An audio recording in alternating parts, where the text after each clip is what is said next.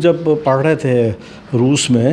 Soviet union میں تو ہمارے لیے ایسی تھا جیسے کراچی چلے گئے، پشاور چلے گئے، کوئٹہ چلے گئے، پنجاب کوئٹہ کے لوگ لاہور آ گئے، یا سندھ کے لوگ جو ہیں پشاور چلے وہ مارکسسٹ یا کمیونسٹ کہلاتے ہیں، جہاں پر مفت تعلیم ہے، مفت علاج ہے، مفت جو ہے گھر ہے۔ تو یہ اگر ایسے اثرات جو ہے پولینڈ، ہنگری، بلغاریہ، چیکوسلواکیہ ان کو اپنے اور ایستونیا، لتھوانیا، لاتویا وغیرہ جو تین بالٹک اسٹیٹس تھیں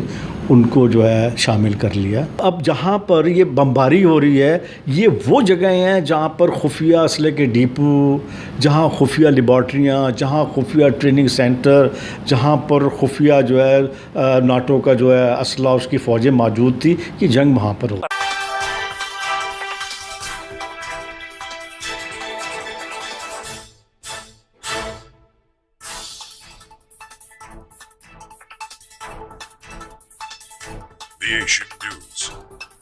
السلام علیکم ناظرین، میں ہوں تنویر احمد۔ ناظرین، جس طرح آپ سب لوگوں کو پتہ ہے کہ رشیا اور یوکرائن کی جنگ چھڑی ہوئی ہے۔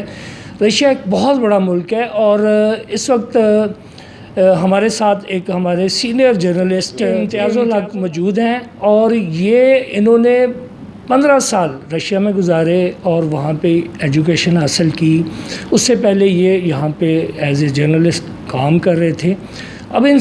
جتنی معلومات ان کو رشیا اور یوکرائن کے بارے میں ہے، میرا نہیں خیال کہ کسی اور صحافی کو اتنی معلومات ہوگی۔ رشیا ایک بہت بڑا ملک ہے، لیکن ابھی تک یوکرائن اس کا مقابلہ کر رہا ہے۔ بنیادی طور پہ پہلا سوال تو آپ سے یہ ہے امتیاز صاحب کہ یہ لڑائی کی وجوہات کیا ہیں، کیوں یہ آپس میں لڑائی چھڑی ہے؟ بہت شکریہ تنویر۔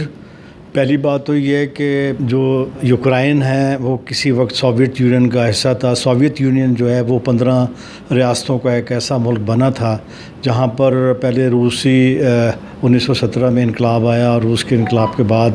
جو بالشویک یا کمیونسٹ ہے وہ انقلاب تھا، تو باقی جو 14 ریاستیں تھیں روس کا جو حصہ بنی تھیں وہ سوویت یونین میں بدل گئیں، اور 15 ریاستوں کا یہ ملک جو ہے سوویت یونین کہلایا۔ چونکہ یہ سوشلسٹ تھا، پہلی دنیا کی کمیونسٹ ریاست تھی، تو اس کے مقابلے میں امریکہ کو یہ خطرہ لگ گیا کہ جو ایک کیپٹلسٹ سرمایہ دار ملک تھا، کہ ایک ایسا ملک جہاں پہ مزدوروں کسانوں نے حکومت بنائی ہے اور وہ مارکسسٹ یا کمیونسٹ کہلاتے ہیں، جہاں پر مفت تعلیم ہے، مفت علاج ہے، مفت جو ہے گھر ہے، تو یہ اگر ایسے اثرات جو ہیں وہ یورپ میں جہاں پر کنٹرول تھا امریکہ کا، اگر یہ کمیونسٹ نظریات پھیلے تو پھر سرمایہ دارانہ جو طرز معیشت ہے جس میں لوگ اپنی محنت خود کرتے ہیں، خود اپنا گھر بناتے ہیں، اپنا علاج، اپنی تعلیم پر خود خرچ کرتے ہیں، تو یہ خطرہ بن جائے گا۔ اس لیے جو ہے امریکہ کا ایک ایسی کمیونسٹ ریاست کے ساتھ تضاد بن گیا، جو کہ اب آگے چل کر ہم اس پر بات کریں گے کہ یہ کیوں اس شکل میں آیا، پہلی بات۔ دوسری بات یہ کہ جب کمیونسٹ انقلاب جو ہے سوویت یونین میں آ گیا تو اس کے اثرات بلغاریہ میں اور چیکوسلواکیہ، پولینڈ، ہنگری، ان ممالک میں، یہ وہ ممالک ہیں جہاں انگریزی نہیں بولی جاتی۔ خود روس میں بھی انگریزی نہیں بولی جاتی، یہ نان اسپوکن انگلش کنٹریز ہیں جن کا یہ ایسٹ یورپ میں واقع یہ ممالک ہیں۔ ان ممالک میں بھی یوگوسلاویہ میں جو ہے تبدیلی آ گئی اور یہ ایک کمیونسٹ بلاک بن گیا۔ جب یہ کمیونسٹ بلاک بنا تو پھر اس کے مقابلے میں امریکہ نے اپنے اتحادیوں کا ایک بلاک بنایا جسے ناٹو کہتے ہیں۔ ناٹو جو تھا وہ جب بنا تو پھر وارسا کے اندر، پولینڈ کا جو دارالحکومت ہے وارسا، وہاں پر کمیونسٹ ممالک کی جو ہے ایک اجلاس ہوا، میٹنگ ہوئی، کانفرنس ہوئی، جہاں انہوں نے وارسا پیکٹ کنٹریز کا ایک سوشلسٹ بلاک بنایا۔ یوں وارسا جو تھا ایک سوشلسٹ کمیونسٹ بلاک بنا، اور ناٹو جو تھا یورپ اور امریکہ کا ایک بلاک بنا۔ یہ آپس میں ایک دوسرے کے خلاف سفارہ ہو گئے، اور یہیں سے جو ہے کولڈ وار کا یہ دور کہلاتا ہے، سرد جنگ کا، جس میں مزدوروں، کسانوں، مفت تعلیم، مفت علاج والی ریاست، مفت گھر والی ریاست کے خلاف جو ہے سرمایہ دارانہ اس بلاک نے جو ہے پروپیگنڈا شروع کیا اور سوشلزم اور اس طرح کی، اور تقریباً ہزاروں جو تھے تھنک ٹینک اور سوچ بچار والے لوگوں کو اکٹھا کر کے ایک ایسا ماحول بنایا جس نے دنیا کے اندر روس مخالف جو تھے نظریات، اور پھر اس طرح جو ہے وہ 2 بلاک کی لڑائی ہوئی، اور اس بلاک کے اندر 1991 میں یہ ٹوٹ گیا بلاک، سوشلسٹ کمیونسٹ بلاک جو ہے وہ ٹوٹ گیا۔ اس کے ٹوٹنے کے نتیجے میں جو تھی 15 ریاستوں کا جو ملک تھا سوویت یونین، وہ 15 ملکوں میں بدل گیا۔ اور ہر ملک میں ہم لوگ جب پڑھ رہے تھے روس میں، سوویت یونین میں، تو ہمارے لیے ایسی تھا جیسے کراچی چلے گئے، پشاور چلے گئے، کوئٹہ چلے گئے، پنجاب کوئٹہ کے لوگ لاہور آ گئے، یا سندھ کے لوگ جو ہیں وہ پشاور چلے جائیں۔ ہمارے لیے یہ ممالک اس طرح کے تھے، کوئی ویزا نہیں تھا، کوئی جیسے ہم 4 صوبے ہیں ہمارے، لیکن 4 صوبے اگر خدا نہ خواستہ 4 ملک بن جائیں تو پھر ویزا اور کسٹم یہ سارا کچھ تو ہوگا۔ خیر، جب یہ بلاک ٹوٹ گیا تو وارسا ختم ہو گیا، سوشلسٹ بلاک ختم ہو گیا۔ سوشلسٹ بلاک کے خلاف جو ناٹو تھا اس کو بھی ختم ہو جانا چاہیے تھا، لیکن ناٹو میں امریکہ نے جو علیحدہ ملک تھے، پولینڈ، ہنگری، بلغاریہ، چیکوسلواکیا، ان کو اپنے، اور ایستونیا، لتھوانیا، لاتویا وغیرہ جو 3 بالٹک اسٹیٹس تھیں، ان کو جو ہے شامل کر لیا ناٹو میں۔ تو روس کو یہ تشویش ہوئی کہ یہ چونکہ روس کے سوویت یونین اور پھر بعد ازاں روس کے خلاف یہ اتحاد بنا ہے، تو اس کو بھی ختم ہو جانا چاہیے، بجائے اس کے ختم ہونے کے اس میں اور جو تھے ممالک کو شامل کر کے ایستونیا، لاتویا، لتھویا جو حصہ تھے Soviet U S S R کا، وہاں پر اسلحہ اور بڑے میزائل اور فوج وہاں پر لا کے کھڑی کر دی۔ آپ خود اندازہ کر سکتے ہیں کہ پھر روس کے لیے یہ بہت مشکل بات تھی کہ اس کی اپنی پرانی سرحدوں کے اوپر آ کر جو ہے ناٹو کی فوجیں اور میزائل اور اسلحہ جو ہے وہ وہاں پہ نصب ہو جائے، ایک تشویش کی بات ہے۔ اس کے ساتھ ساتھ یوکرائن جو ہے، یوکرائن حصہ تھا، انہوں نے بھی علیحدگی کا اعلان کیا، وہ علیحدہ نے، ٹھیک ہے، لیکن یوکرائن جو ہے اس کا جو دارالحکومت ہے کیو وہ دارالحکومت ہے جہاں پر پہلی 12,500 ہزار سال پہلے جو ہے روسی ریاست وجود میں آئی تھی۔ اچھا، Russia, U S S R کی بنیاد روس کی بنیاد وہاں 12,500 ہزار سال پہلے روس کی جو ریاست تھی، جس طرح ہمارے ہڑپا یا موہنجودارو ہے، ایک سیولائز تہذیبیں یہاں پر بنی تھیں 2,500 سال پہلے جو ہے، اسی طرح روس یوکرائن میں کیو میں روسی ریاست بنی اور وہاں وہ منظم ہوئی، اور یہ پھیلتی پھیلتی پھر جو ہے وہ ماسکو میں چلے گئے۔ تو جو یوکرائن ہے اس میں 2 جو تھیں آرتھوڈاکس کرسچنز، ایک یوکرائنی بولتے تھے مغرب میں، اور مشرق کا جو یوکرائن ہے اس میں روسی تھے، یہ رہ رہے تھے، وہ بھی روسی بولتے ہیں یہ بھی، لیکن ذرا فرق کے ساتھ ہے، ڈائلیکٹکس جو ہے وہ ایک ہی جیسی ہے، یوکرائنی اور روسی جو ہے رہ رہے تھے، صدیوں سے رہ رہے تھے۔ آپ اندازہ کریں کہ جو 1954 میں نکیتا خروشچیف جو تھے صدر Soviet U S S R کے، انہوں نے کرائمیا کو 300 سالہ تعلقات کی سالگرہ کے موقع پر روس اور یوکرائن کی 300 سالہ سالگرہ تھی، اس میں کرائمیا کو تحفے کے طور پر دیا تھا 1954 میں، یہ روس کا حصہ تھا، اور خود نکیتا خروشچیف یوکرائنی تھے، تو رہ رہے تھے، اور کوئی سوچ بھی نہیں سکتا تھا کہ ایسا ناٹو کی جو ہے وہ فوجیں اور ہتھیار یوکرائن میں بھی آ جائیں گے۔ اچھا سر، یہ بات تو طے ہے کہ امریکہ پوری دنیا میں مداخلت کرتا ہے، وہ اپنے آپ کو سپر پاور سمجھتا ہے اور ہے بھی۔ اس کو روس نے آ کے چیلنج کیا، اس سے پہلے یو ایس ایس آر تھا، رشیا کے ٹوٹنے سے پہلے، یو ایس ایس آر کے ٹوٹنے سے پہلے، تو اس وقت یہ ان کی سرد جنگ جاری تھی اور دنیا 2 طاقتور ملکوں کے بلاک میں شامل تھی۔ اب جا کے موجودہ جو رشین پریزیڈنٹ ہے، انہوں نے آ کے روس کی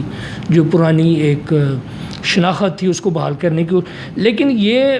حالیہ جنگ کا نقطہ وہ کون سا مرکزی نقطہ تھا جس بنیاد پہ یہ جنگ چھڑ گئی؟ پہلی بات تو یہ ہے کہ روس نے چیلنج نہیں کیا. روس بذات خود، جیسے میں نے کہا کہ مفت تعلیم، مفت علاج اور مفت گھر کی وجہ سے خود وہ معیشت چیلنج ہے سرمایہ داران دنیا اور امریکہ کے لیے. روس نے چیلنج نہیں کیا. روس کو چیلنج یہ کیا گیا کہ 2014 میں وہاں پر جو حکومت تھی یوکرائن میں، علیحدگی کے باوجود بھی اس میں ہنگامے کروا کے اور وہاں پر دوسرے ملکوں سے جو نسل پرست جو یوکرائنی تھے جو بھاگ گئے تھے ملک سے، ان کو بلا کے ان کے ذریعے مظاہرے کروا کے اور ڈالر اور CIA کے ذریعے وہاں ہنگامے کروا کر وہاں پر روس کے مخالف صدر کو ہٹا کے اپنا صدر وہاں پہ لے آئے وہ نا. اس کے بعد اتنی تیزی، اس کا نتیجہ کیا نکلا؟ اس کا نتیجہ یہ نکلا کہ جو نسل پرست تھے انہوں نے روسی جو مشرق کے اندر روسی آبادی تھی ان کو روکنا، وہاں پہ روسی زبان ختم کر دی. ان کو دکانوں میں داخل نہیں ہونے دیتے تھے کہ جی آپ یوکرائنی میں بات کریں. ان کے نصابی کتابوں میں روسی زبان کو ختم کروا کے یوکرائنی زبان اور دوسری جو تھی زبانوں کو وہ کر دیا. اور پھر یہ لوہانسک اور ڈون باس یہ ساتھ ساتھ ہیں، چھوٹے جیسے قصور کہہ لیں یا شیخو پورہ، یہ ایسی چھوٹی وہ ریاستیں ہیں، یہاں پر روسی رہتے ہیں. وہاں پر بھی جو ہے جنگ کروا کے اس کو انہوں نے اس کو یہ کیا کہ قبضہ کروا دیا. اس کے نتیجے میں جو تھا بہت بڑی آبادی ڈون باس کی اور لوہانسک کی وہ مہاجر بن کر چلے گئے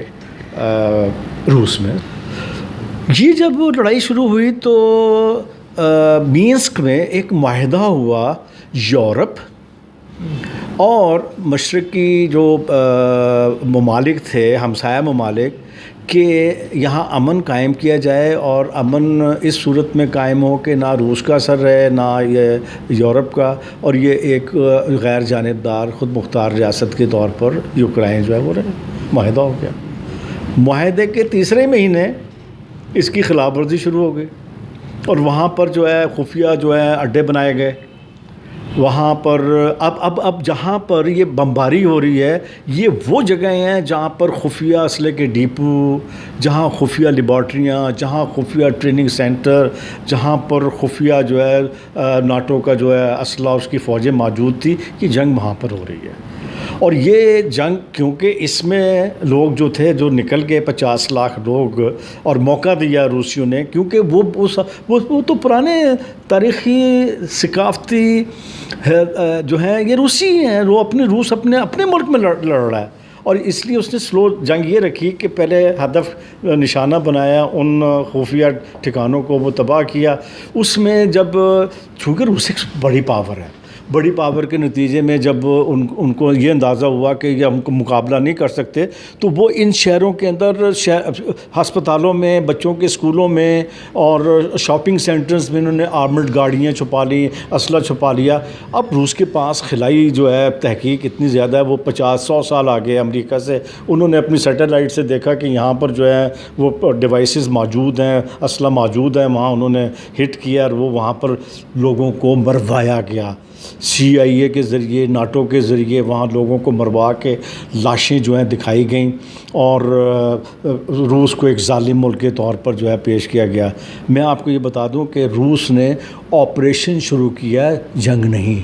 جنگ ہوتی ہے جہاں پر قبضہ کرنے کے لیے، کسی قوم کو غلام بنانے کے لیے اور حکومت اپنی بنانے کے لیے، اپنا سسٹم لانے کے لیے. روس نے یہ آپریشن شروع کیا کہ یہاں پر جو ہے اس آپریشن کا مقصد ناٹو کے خفیہ ٹھکانوں کو اور ان نسل پرست لوگوں کو ختم کرنا ہے جنہوں نے روسی آبادی 17,000 جو ہے لوگوں کی، روسیوں کی جو ہے قبریں وہاں پر نکلی ہیں، جس طریقے سے مارا گیا اور وہاں پر ظلم و ستم کیا ہے وہ نظر نہیں آ رہا. لہٰذا یہ جو اس جنگ کو جنگ بنایا جا رہا ہے، یہ جنگ آپریشن ہے پہلی بات. اور یہ اگر روس کے خلاف جو ہے جنگ، یہ ٹویٹر پر تو اور میڈیا پر تو جو ہے ان کا کنٹرول ہے 100 سال سے یورپ کا اور امریکہ کا، اس میں شاید جیت رہا ہے امریکہ. لیکن زمین پر جو ہے وہ روس اپنے ہی ملک میں جنگ لڑ رہا ہے، اور وہ جنگ یہ جیتے گا کہ یہ اچھائی اور برائی کے درمیان جنگ ہے۔ جی ناظرین، جس طرح آپ کی بات امتیاز الحق صاحب سے کرائی، امتیاز الحق صاحب نے ایک بڑی جو میرے لیے اور بہت سارے پاکستانیوں کے لیے یہ بات نہیں ہے کہ وہاں پہ جنگ نہیں ہو رہی بلکہ رشیا نے آپریشن کیا ہے، اور وہ ساری بیک گراؤنڈ آپ کو سنائی ہے، ان سے انٹرویو کے دوران آپ تک پہنچائی ہے کہ یہ جنگ کیوں شروع ہوئی اور اس کے بنیادی وجوہات کیا تھی۔ اگر یہ میرا ولاگ، یہ انٹرویو آپ کو پسند آئے تو اس کو لائک بھی کیجئے، شیئر بھی کیجئے۔ اللہ حافظ۔